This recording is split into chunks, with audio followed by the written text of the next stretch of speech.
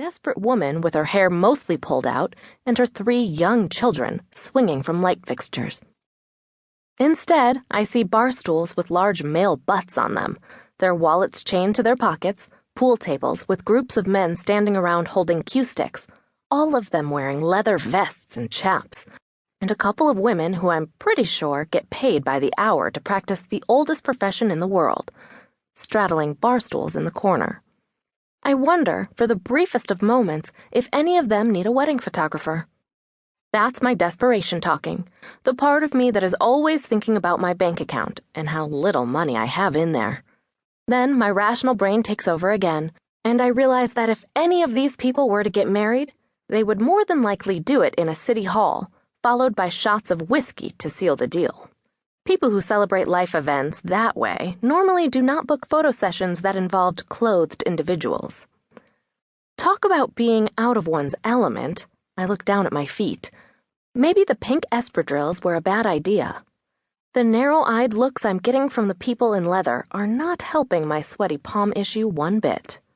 There's an archway across the room from me that leads into another public space whose specifics I can't make out from here. Since I don't see my family members in this main room, I assume that must be where they are. I can only imagine what's back there. Probably drugs. Probably more leather and more chained wallets. Now my armpits have joined the sweat party. Fantastic. What was my sister thinking? She came into this bar and went into the back room? Nothing good could possibly be happening back there. Best case scenario? Poker game. Her ex would have a field day over that one. He's always more than happy to point out her failings as a mother. Adding gambler to the list would be bad. Now I feel terrible that I was messing with her on the phone. She was clearly walking a fine line between stressed mama and bat-poo crazy mama, and now I know she's crossed over that line into a very dark place. My poor sister. Her poor kids. I've never had to confront Jenny over questionable parenting choices before. She's gotten stressed, sure, but she's never gone completely off the range like this. When it got really bad with her divorce, she took a timeout, but she arranged everything with me and the kids ahead of time and made sure we were all good before she took off for a week. I'm not sure, but I think I can stage a one-woman intervention without letting everyone in the place know that I think they're not the best of company for my sister. My poor, older, but misguided sister, who is so going to pay for dragging me into this place. My feet are literally sticking to the floor. In order to move forward, I have to peel them off the... What is it? Carpet? Linoleum? It's impossible to tell. I shudder with the thought of how much bacteria I'm collecting on my person right now. I'm totally leaving my shoes outside my front door after this trip. I should probably just burn them to stop the spread of contagions. That makes me sad because I love my pink espadrilles. Several heads swivel around to stare at me as I begin to walk again.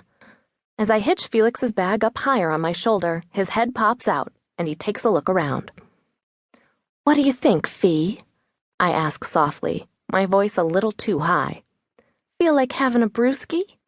Instead of blazing into the back room demanding my sister leave at once, I decide that playing it cool is the best way to handle it. Sometimes she can be stubborn. I've seen her cut off her nose to spite her face on more than one occasion, and I don't want this to backfire on me and end up being one of those somebody call the cops another divorcee has gone rogue situations. I'll stand here at the bar for a minute or two to work up the courage to have the showdown that's sure to come. Felix pants excitedly. I take that as a maybe to my beer question. My phone buzzes as I make my way over to the bar, telling me I have a text waiting. Jen, where the hell are you? Me, keep your bra on, I'm here. Jen, where? All I see is a bimbo with a purse dog. My jaw goes off-center as I stare down at her message. Now, she has really lost her mind. Bimbo? Since when am I a bimbo? She knows I graduated summa cum laude. My fingers fly over the keys.